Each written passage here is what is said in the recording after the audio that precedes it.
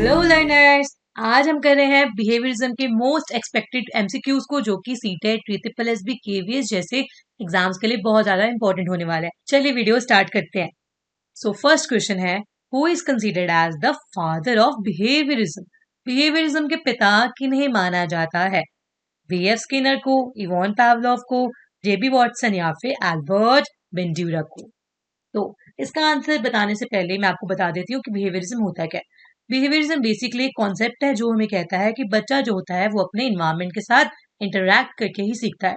बच्चे के अंदर कोई भी फीलिंग, चाहे वो हैप्पीनेस हो, जेलिसी हो, सैडनेस हो, इवन कोई भी जो फीलिंग होती है ना, वो जन्म से नहीं होती है।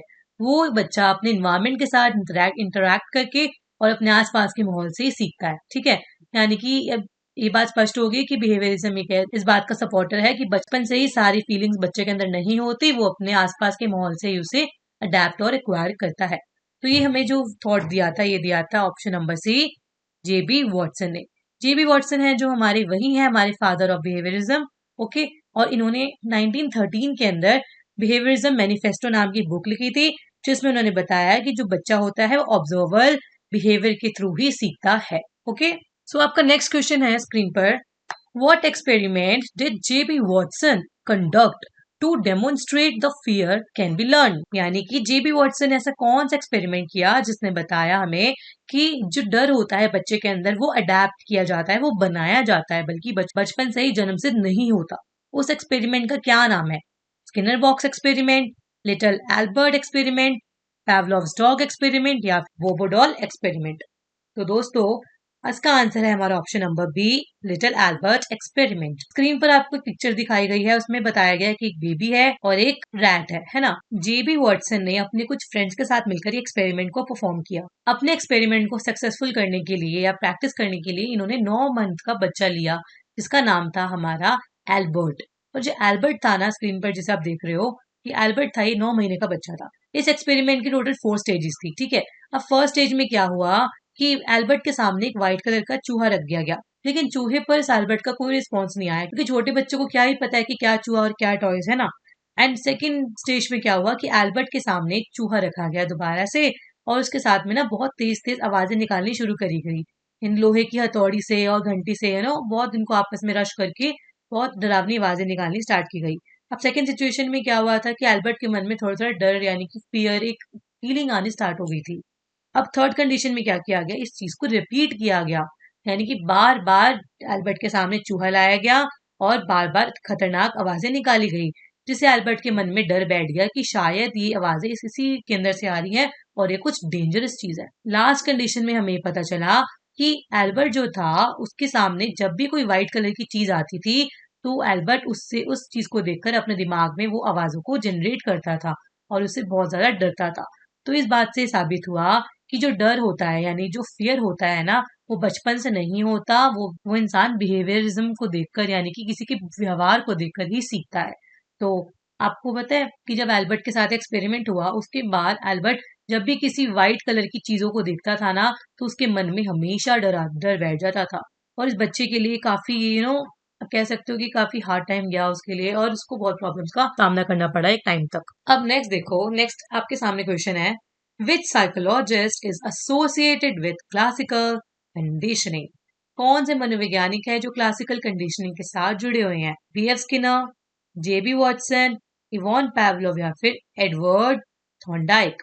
तो दोस्तों, इसका आंसर है हमारा option number C, which is Ivan Pavlov, क्योंकि इवॉन पावलोव ही पहले ऐसे मनोवैज्ञानिक थे जिन्होंने इस कंडीशनिंग थ्योरी को स्टार्ट किया था। वाई, मैं आपको बताती हूँ क्यों। इवॉन पावलोव ने भी अपना एक्सपेरिमेंट किया था, लेकिन उन्होंने एल्बर्ट के ऊपर नहीं किया था, इन्होंने किया था एक डॉग के ऊपर। इन्होंने बताया कि कैसे किसी भी चीज को माइंड में सेट किया जा सकता है और उसके थ्रू कंडीशनिंग की जा सकती है। अब आप ध्यान से समझना, हुआ ये था, उन्होंने सबसे पहले एक डॉग लिया, उसके सामने फूड रखा फर्स्ट स्टेज में, और इस फूड को देखने के बाद डॉग का कोई रिस्पॉन्स नहीं था, वो उसके लिए नॉर्मल था। सेकेंड कंडीशन में क्या किया गया, इस सेकेंड कंडीशन को बोलते हैं न्यूट्रल स्टिमुलस। इस कंडीशन में डॉग के सामने बार बार घंटी बजाई गई। जब घंटी बजाई जाती थी तो डॉग के दिमाग में वो घंटी फिट होने लग गई, और उसको समझ आने लग गया कि घंटी बज रही है, बेल बज रही है, तो यानी कि कोई ना कोई चीज वो होने वाली है। ओके, अब ड्यूरिंग कंडीशनिंग हुआ क्या, डॉग को नर्चरल स्टिमुलस बार बार दिया गया, यानी कि बार बार उसके आगे घंटी बजाई गई, और जब घंटी बजाई गई तो उसके माइंड ने इस चीज को रिकॉग्नाइज करना स्टार्ट कर दिया और उस चीज को एक्सेप्ट भी करना स्टार्ट कर दिया। क्यों? क्योंकि जब भी घंटी बजाई जाती थी उसके थोड़े टाइम के बाद उसके आगे फूड को सर्व कर दिया जाता था। यानी कि डॉग के दिमाग में बैठ गया कि जब भी बेल बजेगी उसके थोड़ी देर के बाद उसको खाना मिलेगा ही मिलेगा। तो उसके ये चीज को देखते हुए इसके मुंह से ऑटोमेटिकली लार टपकने लग गई। ओके। एंड फोर्थ कंडीशन में क्या हुआ कि जब डॉग के सामने बेल बजती थी तो खाना देखने से पहले ही अपना सलाइवा निकालना स्टार्ट कर देता था। क्यों? क्योंकि इसके दिमाग में ये फिट हो गया था कि जब भी बेल बजा करेगी तब उसके सामने खाना आएगा ही आएगा, फूड उसे सर्व होगा ही होगा। तो यही थी हमारी इवॉन पैवलोव की क्लासिकल कंडीशनिंग थ्योरी, जिसमें उन्होंने बताया कि जब भी हम किसी चीज को स्टिमुलस देते हैं तो उसका रिस्पॉन्स भी डेफिनेटली मिलता ही मिलता है। In Pavlov's experiment what was the conditioned stimulus? Pavlov के एक्सपेरिमेंट में कंडीशन स्टिमुलस क्या था?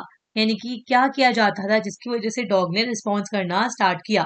क्या उसे फूड दिखाया गया था तो उसने अपना रिस्पॉन्स देना शुरू किया, या सलाइवेशन है इसका आंसर, बेल है या लाइट है? तो दोस्तों इसका आंसर है ऑप्शन नंबर सी, बेल। क्योंकि जब भी डॉग के सामने बेल रिंग होती थी तो उसके मुंह से लार निकलनी ऑटोमेटिकली स्टार्ट हो जाती थी आफ्टर द स्टिमुलस रिस्पॉन्स, क्योंकि इस डॉग ने अपने माइंड में सेट कर लिया था कि बेल के बाद ही उसे फूड सर्व किया जाएगा। तो बेल इसका राइट आंसर बैठता है। नेक्स्ट क्वेश्चन देखो, what is the unconditioned response in Pavlov's experiment? Pavlov के एक्सपेरिमेंट में अनकंडीशनड रिस्पॉन्स क्या था? Sound of the bell, salivation in response to food, salivation in response to bell, या फिर ईटिंग द फूड? देखो सबसे पहले आपको पता होना चाहिए कि अनकंडीशन रिस्पॉन्स क्या होता है। अनकंडीशन रिस्पॉन्स वो रिएक्शन होता है जो नेचुरल होता है और उसे सीखने की जरूरत नहीं होती। ठीक है। अब पैवलोव ने इसका जो यूज है ना वो डॉग खाने के टाइम लार बहने से रिलेट करके यूज किया था। ओके। आपको ये पता होना चाहिए लार बहने का जो प्रोसेस है उसे वो पहले से ही डॉग के अंदर मौजूद था, इसलिए उसे अनकंडीशनड रिस्पॉन्स भी कहा गया है। तो देखो इसका आंसर हमारा बनेगा ऑप्शन नंबर, जब कभी भी डॉग के आगे फूड रखा जाएगा ना तो ऑटोमेटिकली उसके मुंह के आगे से लार बहेगी, मुंह के अंदर से लार बहेगी। ओके। क्योंकि ये नेचुरल प्रोसेस है, इसको किसी ने सिखाया नहीं है, ये ऑटोमेटिकली उसको भगवान ने बाय द प्रोसेस उसके मन में डाला है। सिक्स क्वेश्चन है, BF Skinner is the best known for the developing which type of conditioning? BF Skinner ने किस तरह की कंडीशनिंग दी थी? Classical conditioning, operant conditioning, observation learning, या फिर इनसाइट लर्निंग?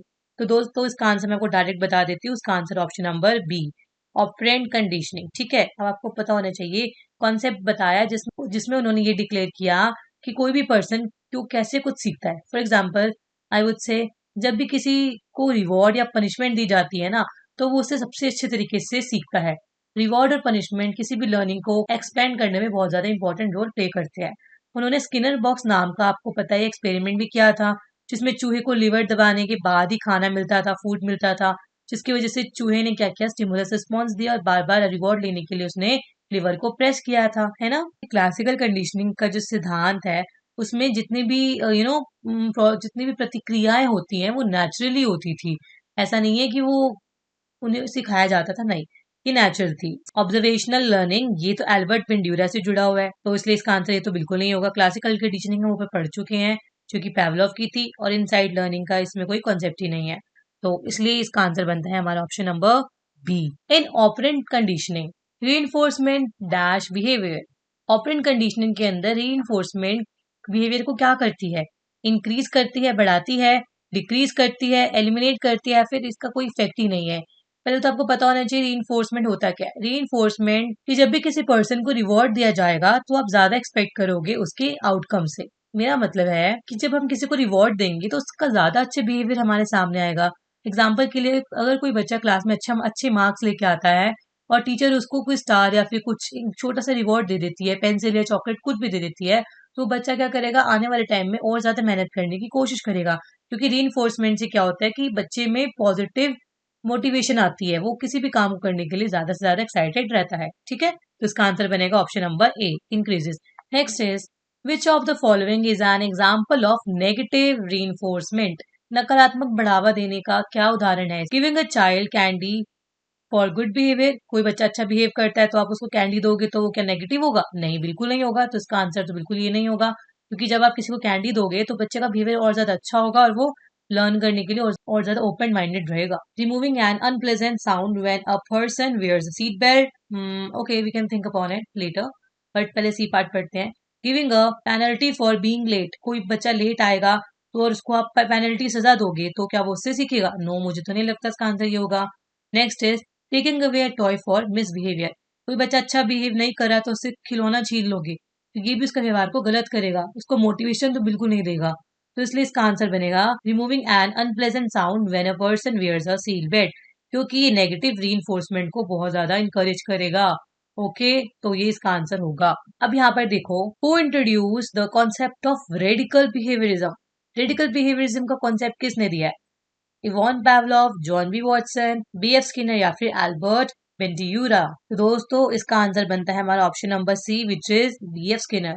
अब मैं आपको बताती हूँ कि देखो, अब आप ध्यान रखो कि रेडिकल बिहेवियर का जो कॉन्सेप्ट है वो हमें बी एफ स्किनर ने दिया है, ठीक है. लेकिन ध्यान रखने वाली बात यह है कि उन्होंने सिर्फ ऑब्जर्वेबल बिहेवियर को ही इंपॉर्टेंट नहीं बताया, बल्कि उन्होंने इमोशंस और थॉट को भी इसमें ऐड किया है इमोशंस को और थॉट्स को भी ऐड किया है, ठीक है. क्योंकि बिहेवियरिज्म में तो इमोशंस और थॉट की वैल्यू ही नहीं है. रेडिकल बिहेवियरिज्म के अंदर बी एफ स्किनर ने इन दोनों को ऐड किया है और ज्यादा से ज्यादा इसको इम्पोर्टेंस दी है. फॉर एग्जाम्पल, उनकी ऑपरेंट कंडीशनिंग का जो सिद्धांत है उसमें भी उन्होंने री और पनिशमेंट जैसे वर्ड्स को यूज किया और उसको क्या किया है कि आगे इम्फेसाइज करने की कोशिश करी है. यहाँ तक कि एल्बर्ट बेंड्यूरा जो थे उनकी भी सोशल लर्निंग थ्योरी में बताया गया था कि दूसरों को देखकर बच्चा जो होता है वो ऑब्जर्वर लर्निंग भी कर सकता है. ओके, चलो फिर भी इसका आंसर हमारा ऑप्शन नंबर सी ही बनेगा, क्योंकि बी एफ स्किनर ने ही रेडिकल बिहेवियरिज्म को एक्सेप्ट किया है. उन्होंने बोला है कि बच्चा जो होता है वो ऑब्जर्वर बिहेवियर के साथ साथ इमोशंस और थॉट को भी इंक्लूड करके सीखता है. Question number 10 is the process of gradually reinforcing successive approximation of a desired behaviour is called. कोई वांछित व्यवहार होता है उसको धीरे धीरे रीइंफोर्स यानी ठीक करने के लिए क्या किया जा सकता है? फर्स्ट ऑप्शन है generalisation. No. Next shaping. Okay, देखते हैं. एक्सटेंशन. देखो, एक्सटेंशन जो होता है ना वो धीरे धीरे व्यवहार को रीइंफोर्स करना बंद कर देता है, मतलब धीरे धीरे खत्म हो जाता है, तो ये तो नहीं होगा. Spontaneous recovery. जब एक बार खत्म हो चुका है जो व्यवहार है बिहेवियर है वो अचानक से देखने लग जाए तो वो कभी कभी होता है ना. आप कह सकते हो कि कभी कभी बच्चे में परिवर्तन आता है, बार बार नहीं आता. तो उसका आंसर बन जाएगा हमारा शेपिंग. शेपिंग क्यों? क्योंकि शेपिंग ही वो प्रोसेस है जिसमें बच्चा सक्सेसिव अप्रोक्सीमेशन को रीइंफोर्स करता है, यानी कि छोटी छोटी स्टेप्स को अच्छा करता है और धीरे धीरे 1% बेटर होता है ईच डे, आप कह सकते हो. ओके, थोड़ी थोड़ी मोटिवेशन भी रोज लेगा ना तो क्या होगा कि by the time of the gap, चाहे वो जानवर ही क्यों ना हो, वो जब उसको आप थोड़ा प्यार करोगे, उसको रीइंफोर्स करोगे, मोटिवेट करोगे ना, तो थोड़े टाइम के बाद उसका बिहेवियर बहुत ज्यादा अप हो जाएगा, अच्छा हो जाएगा. ओके, और हाँ, ये जो शेपिंग है ना ये बी एफ स्किनर की ऑपरेंट कंडीशनिंग से लिया हुआ है. 11 क्वेश्चन देखो, इसमें बताया गया है कि व्हाट हैप during extension in classical conditioning. क्या होता है कि जब कंडीशनिंग के अंदर एक्सटेंशन यानी कि मोटिवेशन मिलनी खत्म हो जाती है, बिल्कुल बंद हो जाती है, तब क्या होगा? The condition response strengthen. क्या कंडीशन रिस्पॉन्स मजबूत होगा? बिल्कुल नहीं, बिल्कुल मजबूत नहीं होगा. जब मोटिवेशन ही नहीं मिलेगी तो आप मजबूत कैसे होगे? Next, the unconditioned response disappear. देखो, ये तो नेचुरल बात है कि ये बिल्कुल पूरी तरह से गायब हो जाएगा. अनकंडीशनल रिस्पॉन्स यानी कि जो नेचुरल रिस्पॉन्स होता है वो भी मिलना बंद हो जाएगा. अब थर्ड देखो, द कंडीशन रिस्पॉन्स वीकेंस और डिसअपेयर्स. जब बिल्कुल भी मोटिवेशन या बिल्कुल भी प्यार नहीं मिलेगा किसी भी टीचर के थ्रू बच्चे को, तो उसका जो रिस्पॉन्स होगा वो बिल्कुल वीक हो जाएगा और खत्म हो जाएगा, यानी कि वो एक्टिव होना ही बंद हो जाएगा. Next is the stimulus changes, यानी कि उसका स्टिमुलस ही नहीं होगा, वो खुद को ही मतलब बेअसर सा फील करने लग जाएगा. तो उसका आंसर बनेगा ऑप्शन नंबर सी. जब भी किसी के अंदर एक्सटेंशन खत्म हो जाएगी, जब कोई टीचर किसी बच्चे को प्रेज ही नहीं करेगी, प्यार ही नहीं करेगी, समझाएगी नहीं, उसकी हेल्प नहीं करेगी, तो क्या होगा? जो भी बच्चे का व्यवहार होगा वो बिल्कुल वीक हो जाएगा और डिसअपेयर हो जाएगा, यानी कि अगर उसके अंदर कुछ बोलने की इच्छा भी होगी तो वो अपने आप को दबा लेगा, वो टीचर के आगे नहीं लेके आएगा उसे. Next is in classical conditioning what it is called when the similar stimuli also trigger the conditioned response. यानी कि क्लासिकल कंडीशनिंग के अंदर मिलती जुलती जैसे स्टिमुलाई होती हैं वही पैदा भी होती हैं, और इसे क्या कहते हैं? जब हम कोई चीज को जनरलाइज करते हैं तो क्या से कहते हैं? आप क्या कहोगे? आप उसे डिस्क्रिमिनेशन कहोगे, जनरलाइजेशन कहोगे, एक्सटेंशन कहोगे, या फिर एक्विजिशन कहोगे? तो उसका आंसर होता है option number B, which is generalisation. देखो, जनरलाइजेशन तब होती है जब कोई भी स्टिमुलस के साथ रिस्पॉन्स करता है. यानी एग्जांपल देती हूँ कि जैसे पैवलोव ने क्या किया था कि डॉग के आगे जब बेल बजाई थी तो उसको डॉग को ना लार टपकाने की आदत हो गई। जब भी उसके सामने उसके कानों में बेल की आवाज आती थी तो वो क्या करता था, वो अपने मुंह से लार बहानी स्टार्ट कर देता था। क्यों? क्योंकि उसने उस घंटी की आवाज को जनरलाइज कर लिया था, आत्मसात कर लिया था। ठीक है, तो इसलिए डिस्क्रिमिनेशन गलत हो गया यहाँ पर। भेदभाव की तो कोई बात ही नहीं की गई। एक्सटेंशन, क्योंकि यहाँ पे रीइंफोर्समेंट की बात ही नहीं है, तो एक्सटेंशन खत्म कैसे होगा? रीइंफोर्समेंट जब शुरू नहीं हुआ। तो एक्विजिशन भी इसमें कोई इंपॉर्टेंट रोल नहीं प्ले करता, क्योंकि पहली बार नहीं किया जा रहा ना, ये बार बार हो गया था, बार बार बेल बजाई गई थी पावलोव के थ्रू डॉग के आगे, तभी उसने इस चीज को जनरलाइज किया और समझा। नेक्स्ट क्वेश्चन देखो, according to Skinner which of the following is a primary reinforcer? Primary reinforcer कौन सी चीज होती है पावलोव के थ्रू? देखो, प्राइमरी रीइंफोर्सर वो चीज होती है जिसके थ्रू आपको जीवन में खुशी मिलती है। ओके, मतलब बेसिक नीड जो आपकी होती है। मनी, प्रेज, फूड या ग्रेड्स। देखो, मनी जो होती है वो सेकेंडरी चीज होती है, वो बाद में कमाई जाती है। बचपन से बच्चा पैसा नहीं कमाने लग जाता। प्रेज प्रेज भी एक टाइम के बाद ही समझ आती है, यानी छोटे बच्चे की तारीफ करते जाओगे तो उसे कुछ समझ में नहीं आएगा। फूड, फूड हो सकता है इसका आंसर, है ना। देखो, जब फूड ही नहीं होगा तो फिर बंदा कोई भी काम कैसे करेगा? फूड जो होता है वो हमारा प्राइमरी कंसर्न होता है। कहते हैं ना, रोटी कपड़ा मकान, ये तीन चीजें इंपॉर्टेंट होती है लाइफ को सर्वाइव करने के लिए, तो इसका आंसर बनेगा फूड। ठीक है, ग्रेड्स, चलो ये भी बिल्कुल डी ग्रेड आंसर है इसका। नेक्स्ट क्वेश्चन देखो, what is Skinner box used for? Skinner का जो बॉक्स है वो क्यों यूज किया गया था? आप पिक्चर में देख सकते हो, स्किनर बॉक्स बनाया हुआ है यहाँ पे। ऑप्शन है स्टडिंग फेयर इन चिल्ड्रन, क्या ये स्किनर बॉक्स बच्चों के अंदर पढ़ाई के फेयर को दूर करने के लिए किया गया था? या फिर ऑब्जर्विंग डॉग बिहेवियर, या फिर किसी डॉग के बिहेवियर को ऑब्जर्व करने के लिए किया गया था? या फिर स्टडिंग ऑपरेंट कंडीशनिंग इन एनिमल्स, किसी एनिमल के अंदर ऑपरेंट कंडीशनिंग की थ्योरी को समझने के लिए किया गया था? या फिर मेजरिंग ह्यूमन इंटेलिजेंस, किसी भी ह्यूमन के अंदर इंटेलिजेंस को मापने के लिए किया गया था? दोस्तों, जैसे कि आप इस पिक्चर में देख सकते हैं, ये ऑपरेंट कंडीशनिंग थ्योरी जो कि स्किनर की थ्योरी है, उसका एग्जाम्पल है। इस रैट को बंद कर दिया गया है और इसको बार बार री और पनिशमेंट के थ्रू उसको कुछ ना कुछ चीज लर्न कराई गई है, स्टिमुलाई दिया गया है।